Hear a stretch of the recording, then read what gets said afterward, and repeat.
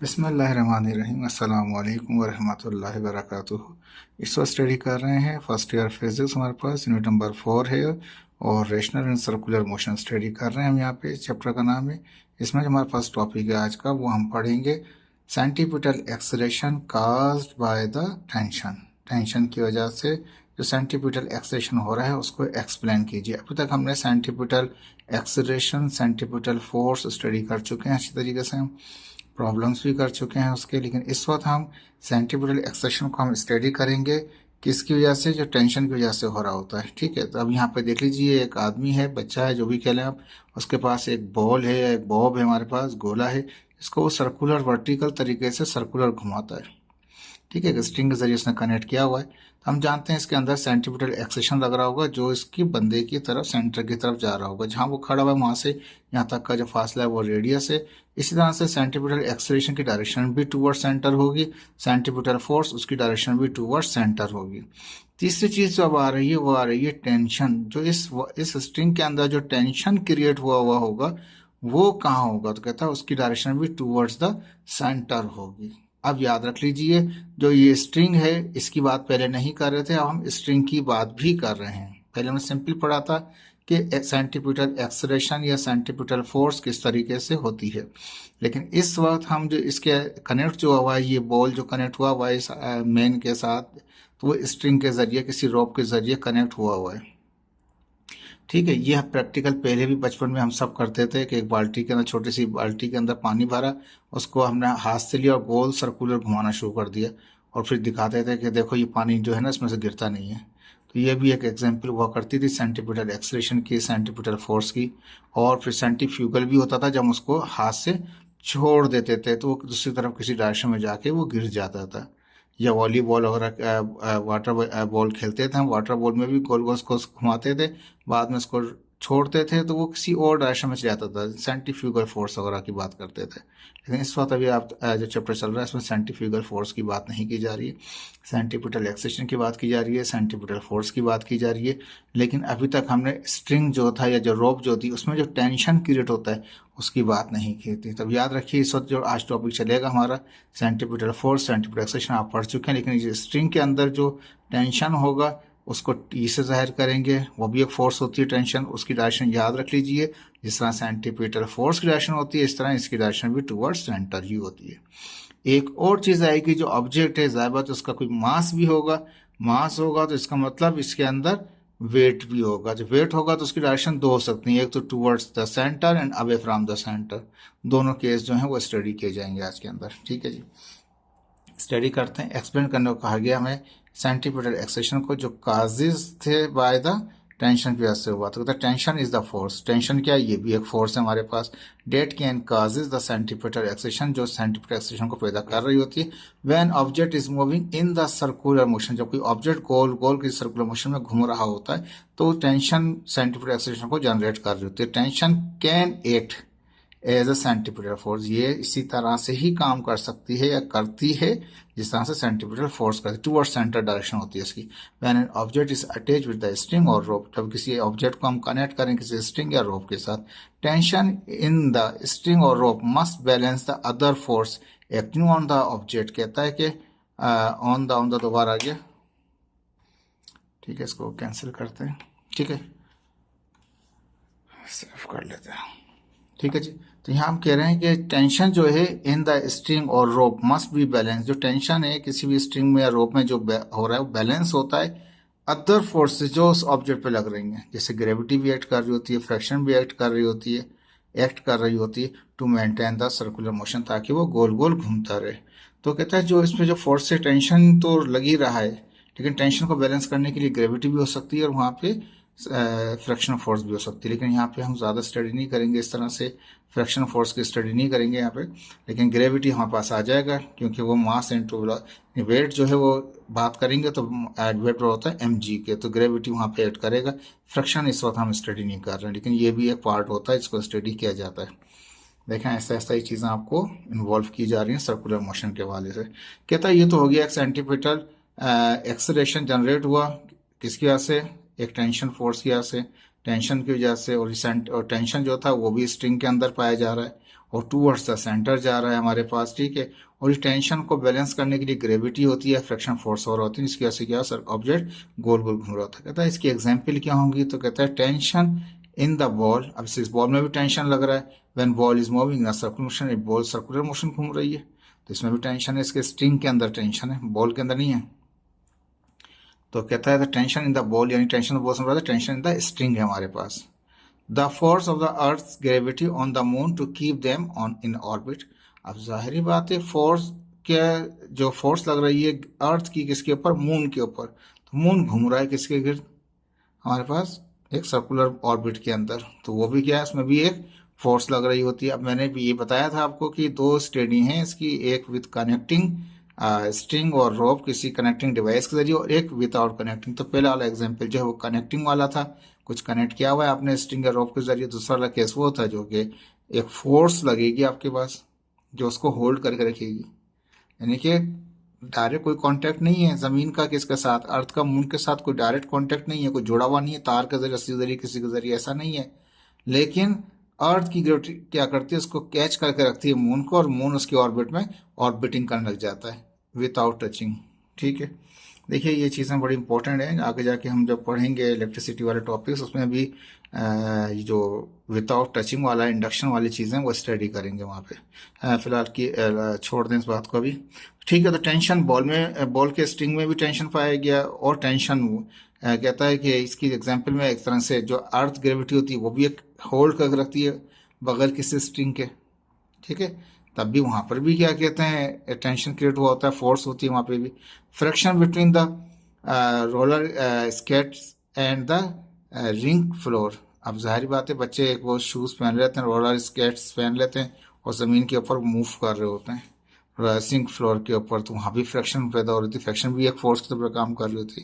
देखिए टेंशन भी एक फोर्स है, ग्रेविटी के ये तो कनेक्टिंग वाली, टेंशन तो कनेक्टिंग वाली हो गई, लेकिन कहने का मकसद ये है कि ये सारी की सारी फोर्स हैं जो लग रही होती हैं कनेक्ट होकर। अब ये जो फ्रिक्शन फोर्स जो एक्ट कर रही है वो सरफेस टू सरफेस कर रही है, रोलर को स्टेक्स का और जो फ्लोर के साथ जो है उसके अंदर भी एक फोर्स, फ्रिक्शन फोर्स भी ऐसे काम कर रही है।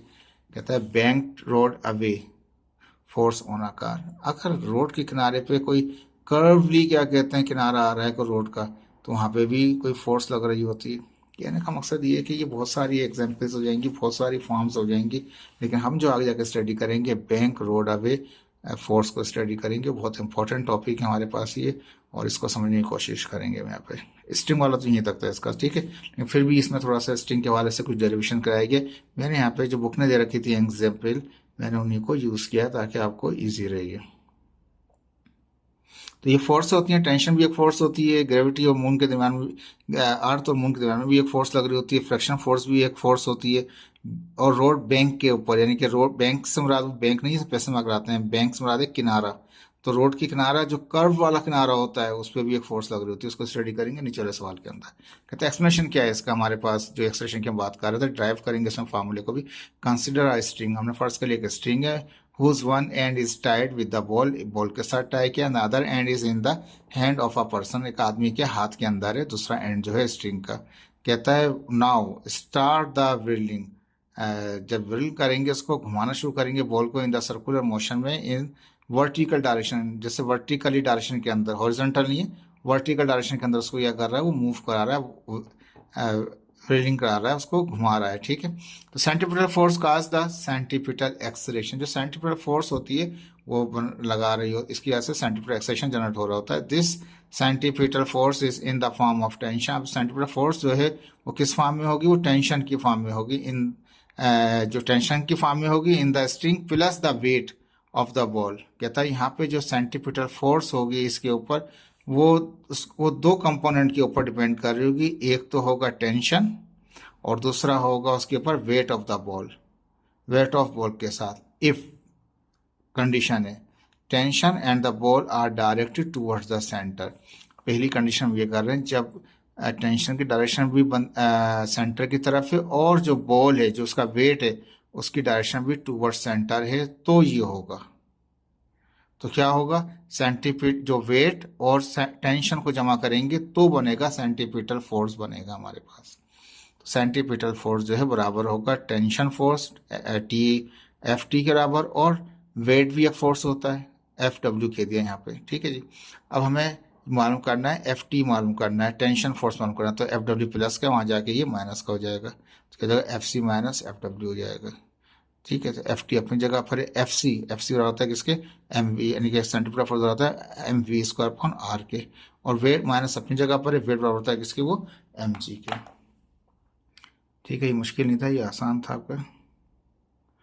दोबारा इसको रिकॉल कर देता हूँ। कहता है जो सेंटीमीटर फोर्स इस पर लग रही होगी वो प्लस होगी किसके साथ, टेंशन को प्लस कर रहे हैं किसके साथ, वेट के साथ, जब दोनों की डायरेक्शन टूवर्ड सेंटर हो, ठीक है। टेंशन की तो होती है डायरेक्शन टूवर्ड सेंटर, लेकिन अगर वेट की डायरेक्शन भी टूवर्ड सेंटर हो तो इसका मतलब क्या होगा, सेंटीमीटर फोर्स दोनों को जब प्लस करेंगे, वेट को और टेंशन को प्लस करेंगे तो बराबर आ जाएगी किसके, सेंटीमीटर फोर्स के। टेंशन फोर्स मालूम करनी थी तो एफ डब्ल्यू वहाँ जाके माइनस का हो गया, ठीक है। एफ डब्ल्यू का मतलब है वेट, वेट एम जी बराबर है और centimetre force M V square upon R के।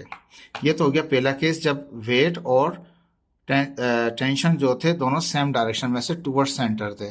अब दूसरे केस में क्या करेगा, now the centimetre force of the object is in the difference.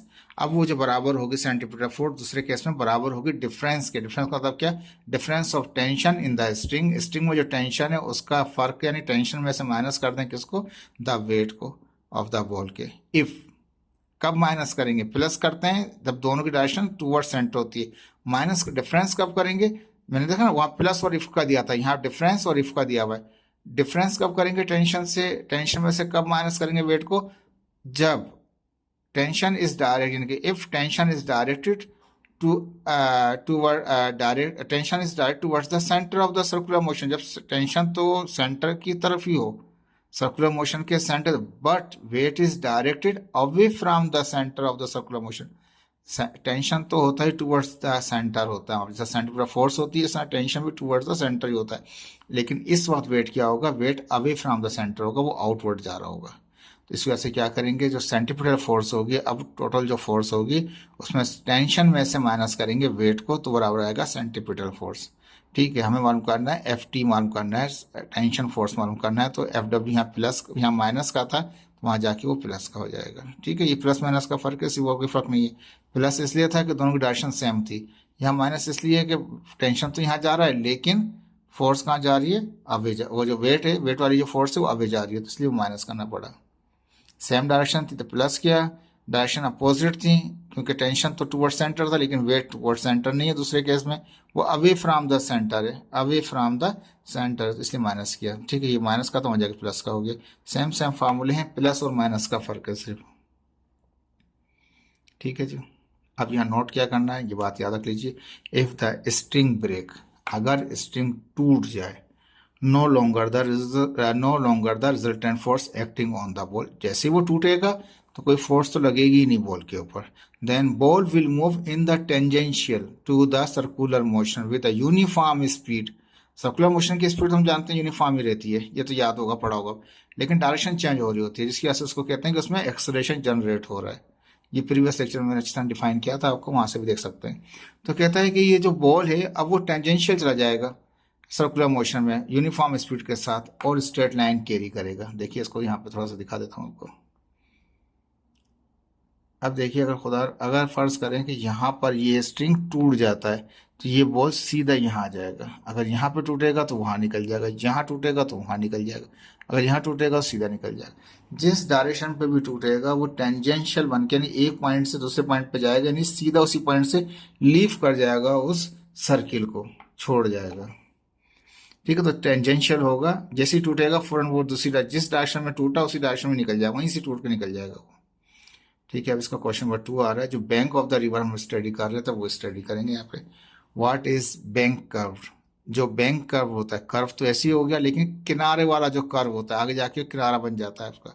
What is the bank curve, bank curve क्या है, what forces are acting on the bank curve motion of the car, अगर एक car किसी bank curve से गुजरती है तो उस पर क्या मोशन होगा, क्या फोर्स लग रही होंगी उस पर। तो पहले हम डिफाइन करेंगे बैंक कर्व को। बैंक कर्व क्या कहता है, इट इज द सरफेस, ये एक सरफेस ही होता है, that have angle with respect to the ground, लेकिन इसमें कुछ एंगल बन जाता है। अब देखिए ग्राउंड ये था और ये कर्व यहाँ तक चला गया, तो इसमें क्या हुआ, कर्व से और इसमें इसकी ग्राउंड के दौरान में एक एंगल बन गया, यहाँ पे बीटा दिखा है, आप अल्फा दिखा दें, थीटा दिखा दें, वाट एवर।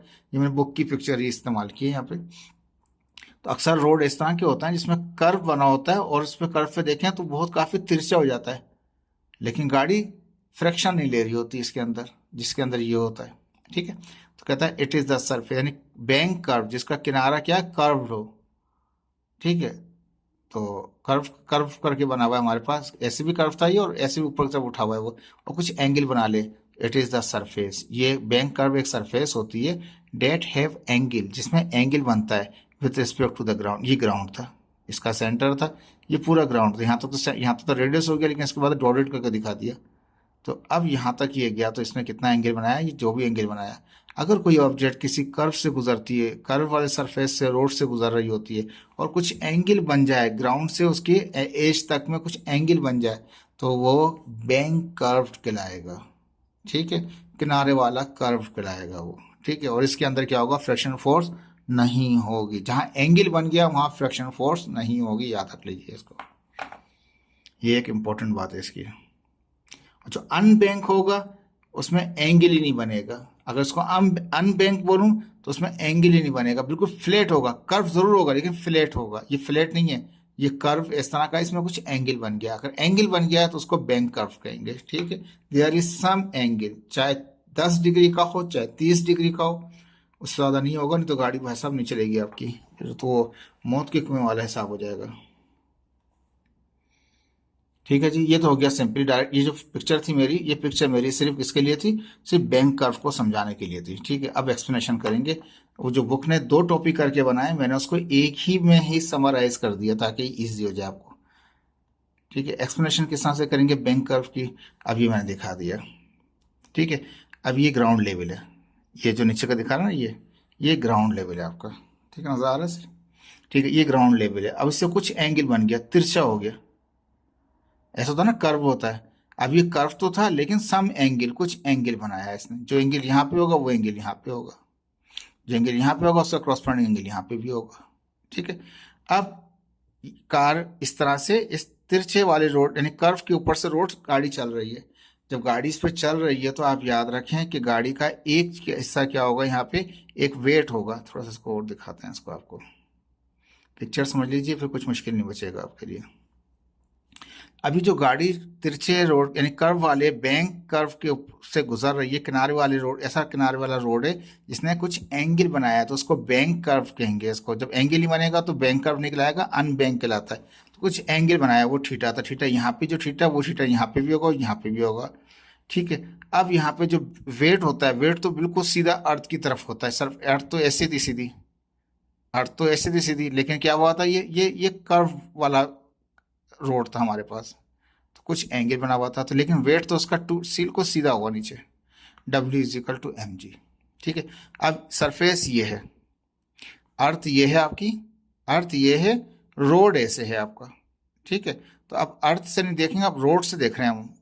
सिर्फ वेट देखने के लिए हमने ग्राउंड से चेक किया, अर्थ से चेक किया, बिल्कुल सीधा डायरेक्शन परपेंडिकुलर दिखा दिया। लेकिन एक चीज़ होती है नॉर्मल, सरफेस का नॉर्मल। अब ये जो रोड है, रोड का नॉर्मल क्या है, रोड का नॉर्मल ये है, बिल्कुल परपेंडिकुलर है। ये जा रहा है FN, जो जा रहा है आपका, ये रोड है, गाड़ी के ऊपर बिल्कुल परपेंडिकुलर, तो परपेंडिकुलर ये है FN, नजर आ रहा है आपको। ठीक, तो अब इस पे जो फोर्स है, एक फोर्स तो वेट लग रही है और एक नॉर्मल ऑफ द फोर्स लग रही है सरफेस का। ठीक है, अब ये जो नॉर्मल लग रहा है इसके भी हम 2 कंपोनेंट कर दें, एक डॉटेड गिरा के यहाँ से, डॉटेड वहाँ भी गिरा दिया हमने। डॉटेड अगर यहाँ गिरा दें तो ये इसका x कंपोनेंट हो गया, ये इसका y कंपोनेंट हो गया। जितना ये है इतना ही ये है, जितना ये है इतना ही ये है। लेकिन याद रखें यहाँ से यहाँ तक का ये जो कंपोनेंट है ये अपवर्ड है और ये डाउनवर्ड है, वेट तो डाउनवर्ड है, तो वेट इसको कैंसिल कर देगा, अपोजिट डायरेक्शन की वजह से वेट कैंसिल कर देगा। एक ही बचेगा कंपोनेंट, जो FN साइन थीटा बचेगा।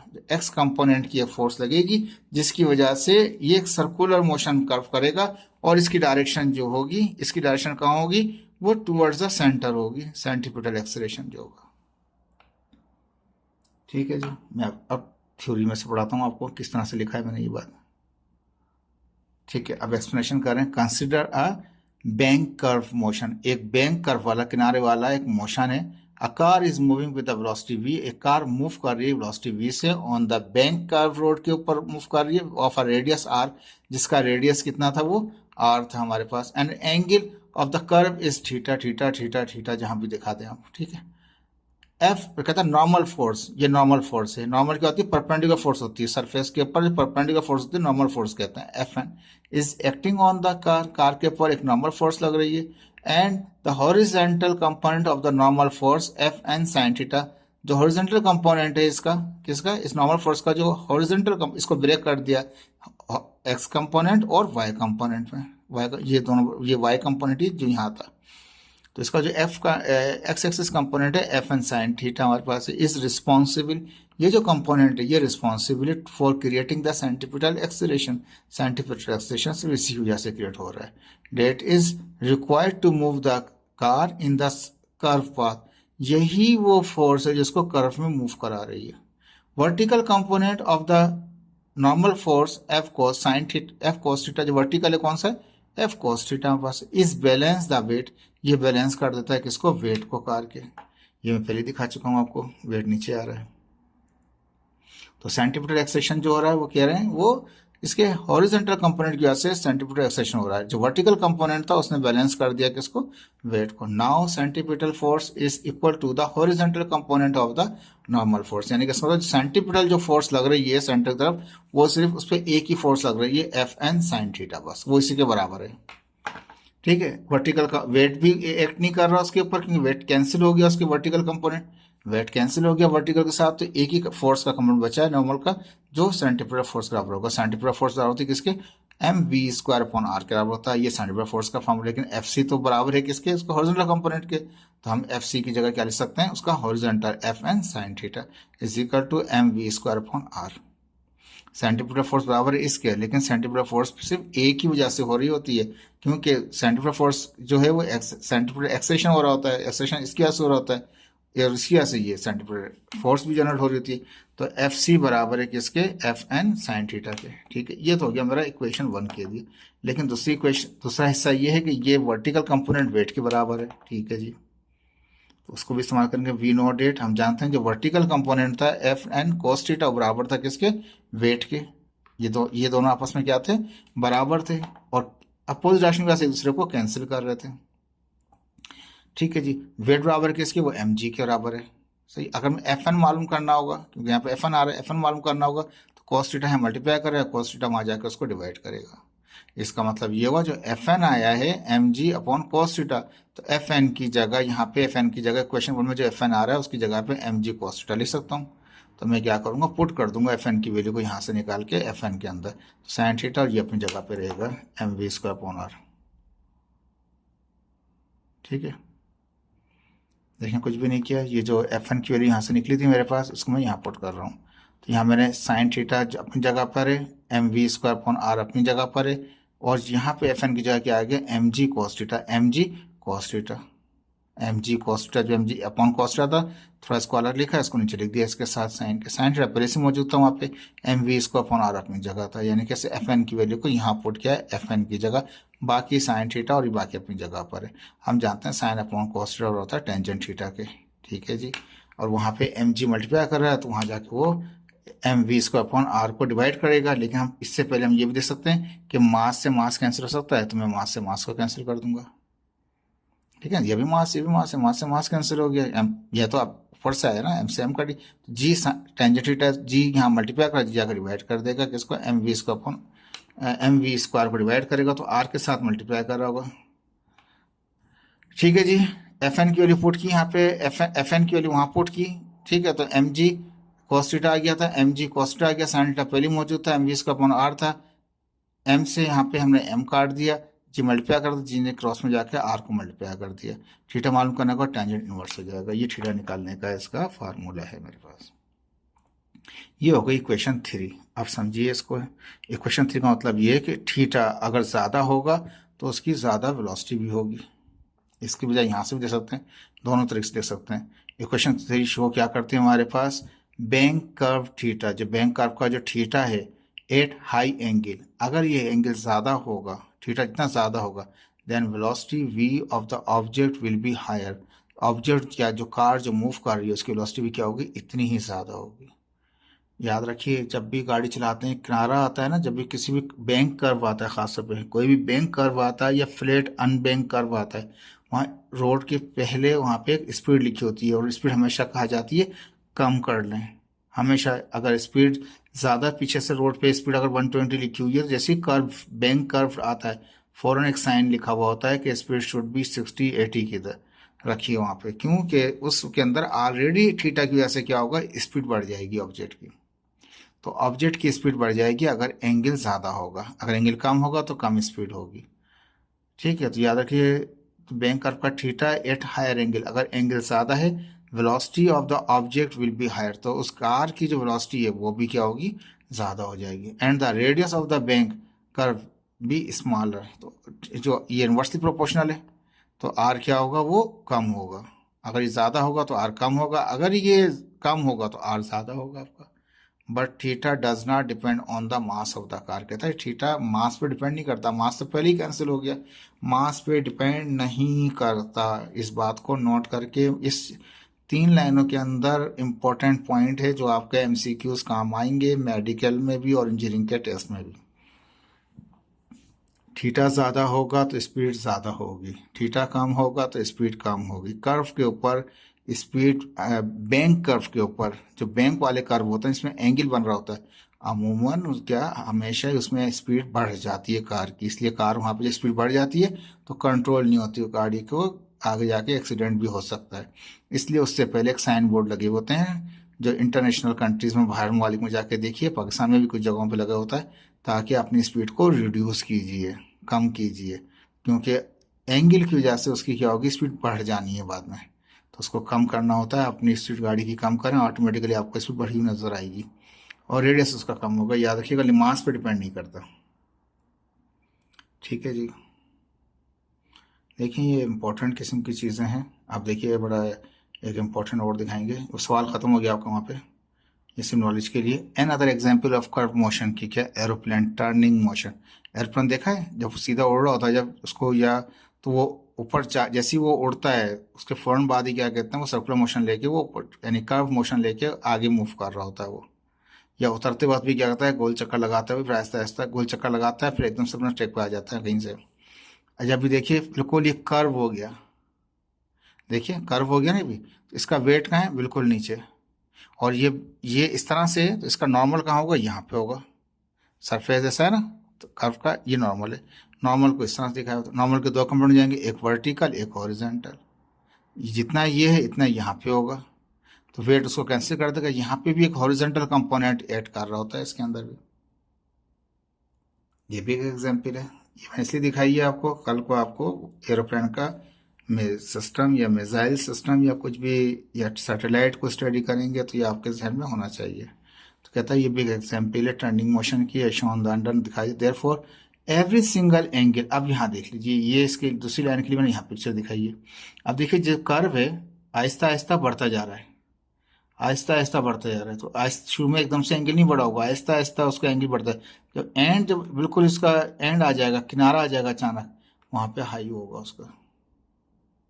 तो कहता है every single angle there will be the same velocity but no fractional force to move the object in the curve path. कोई फ्रैक्शनल फोर्स नहीं होगी इसमें, किसके ऊपर, बैंक कर्व के अंदर कोई फ्रैक्शनल फोर्स नहीं होगी। सम वेलोसिटी होगी, यहाँ पे जो वेलोसिटी होगी जरूरी नहीं को सेम होगी, या सम लिखा है, सेम नहीं लिखा, सम लिखा है। जो यहाँ वेलोसिटी होगी वो यहाँ नहीं होगी। आहिस्ता आहिस्ता एंगल बढ़ता जाएगा, आहिस्ता आहिस्ता उसकी स्पीड बढ़ती जाएगी। जैसे जैसे एंगल कम होता जाएगा आहिस्ता आहिस्ता स्पीड भी क्या होती जाएगी, कम होती जाएगी। जैसे वो टर्न ले लेगा आहिस्ता आहिस्ता स्पीड वो कम होती जाएगी। हर पॉइंट पे स्पीड इसकी सम होगी, सम का मतलब कुछ होगी, वो डिफरेंट होगी, हर पॉइंट पे डिफरेंट उसकी स्पीड हो रही होगी इस कर्व मोशन के अंदर, क्योंकि वो हर पॉइंट के ऊपर जो एंगल है वो सेम नहीं होगा, वो एंगल आहिस्ता आहिस्ता बढ़ रहा होगा, फिर आहिस्ता आहिस्ता उसका एंगल कम होता जाएगा। ये याद रखिएगा, ये भी इंपॉर्टेंट पॉइंट थे आपके। ठीक है, ये तो हो गया कर्व वाला, हो गया बैंक वाला, हो गया। अब अनबैंक कर्व कौन से होते हैं, जैसे आप यू टर्न देखते हैं, कोई कर्व यानी कि गाड़ी घूम तो जाती है आपकी, एंगल नहीं होता कोई ऐसा, ओवरटेक कर रहे होते हैं आप, ओवरटेक करते हुए रोड का तो कोई एंगल नहीं होता, यहाँ पे भी रोड में कोई एंगल नहीं होता, सेमी एंगल होता है, जीरो एंगल होता है। अगर ऐसे जो होंगे वो अनबैंक कर्व कहलाएंगे। ओवरटेक कर रहे हैं, रोड तो सीधा ही है, यहाँ भी रोड सीधा है, यू टर्न लिया तो वो अनबैंक कर्व कहलाएगा आपका। ओवरटेक करके आप निकल के जा रहे हैं, वो भी अनबैंक है। जिग जैग में जा रहे हैं आप, एंगल नहीं है, रोड में कर्व आ रहे हैं, अनबैंक कर्व कहलाते हैं। इससे क्या फोर्स सेट कर रही होती है, तो याद रखें जो अनबैंक कर्व होते हैं उसमें थीटा नहीं होता, पहली चीज थीटा नहीं होता, तो फ्रिक्शन फोर्स होती है। वहां पे क्या था, वहां पे थीटा था तो फ्रिक्शन फोर्स नहीं थी। It is the surface that have no angle, इसमें कोई एंगल नहीं होता respect to the ground, ground के हिसाब से कोई नहीं होता, इसलिए इसको अनबैंक कर्व कहा जाता है। कहता है unbank curve frictional force is acting on the object. इसमें क्या होता है, फ्रिक्शनल फोर्स एक्ट कर रही होती है कर्व के पाथ पे, जो कर्व का जो पाथ है, जैसे हमने ऐसा से कर्व ले लिया या ऐसा से ओवरटेक करके एक कर्व बनाया हमने, या जिगजैग की तरह जो कर्व बना, इसमें क्या होता है, फ्रिक्शन होती है। गाड़ी जब भी देखा ना, आवाज टायर आवाजें करता है, जब भी यू टर्न लेंगे आवाज करेगा, ओवरटेक करेंगे गाड़ी टायर आवाज करेगा, कर्व में जाएंगे टायर आवाज करेगा, फ्रिक्शन महसूस होगी आपको। तो वो फ्रैक्शन, टायर की फ्रैक्शन आ रही होती है इनके अंदर अनबैंक वालों में, इसमें एंगल भी नहीं होता कोई। तो कहता है there is force is acting, fraction force is acting curve path के अंदर, विच इज रिस्पॉन्सिबल। अब यहाँ पे जो है फ्रैक्शन फोर्स रिस्पॉन्सिबल है किसके लिए, सेंटीपिटल एक्सलेरेशन के लिए इन द कर्व पाथ। ठीक है जी, होपफुल कि आपको इस समझ में आ रहा होगा टॉपिक। और वहां पे हमने देखा था वो टेंजेंट था जो इसको मूव करा रहा था, अनबैंक वाले के अंदर, बैंक वाले के अंदर किसमें वो टेंजेंशियल था, सॉरी टेंजेंशियल करूँ, टेंशन फोर्स था जिसको सेंटीपिटल एक्सीलरेशन को रिस्पॉन्सिबल था।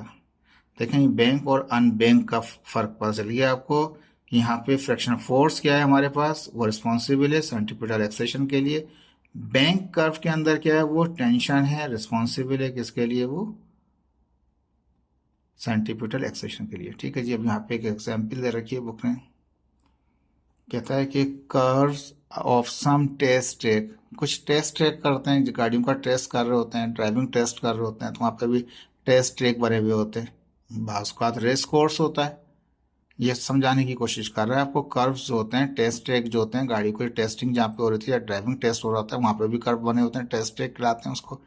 रेस कोर्स, रेस कोर्स जैसे घोड़ों का रेस कोर्स होता है, घोड़े दौड़ होते हैं गोल सर्कुलर, उसके अंदर फ्लैट होता है वो, लेकिन कुछ जरूर को रेस कोर्स घोड़ों का ही होगा। रेस कोर्स में गाड़ियां भी आपकी रेस कर रही होती हैं आपकी वहाँ पे।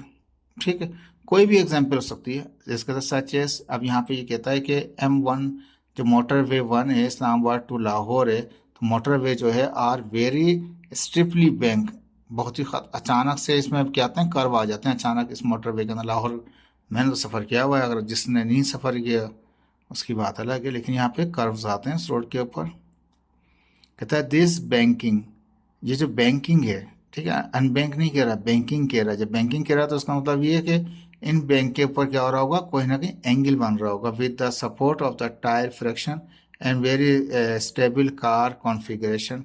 समझाने की कोशिश कर रहा है यहाँ पे कि जो बैंकिंग क्या कहते हैं, जो कर्व आ रहे हैं उसमें फ्रिक्शन भी हो रही है, टायर की सपोर्ट हो रही है, टायर की सपोर्ट फ्रिक्शन से हो रही है, और क्या कहते हैं स्टेबल कार का हिसाब किताब है, कॉन्फ़िगरेशन है जिसके हिसाब से कार मूव कर रही है, अलाउ करती है कार को take at a very high speed. और कहता है वो बैंक है तो स्पीड उसकी हाई हो रही होती है।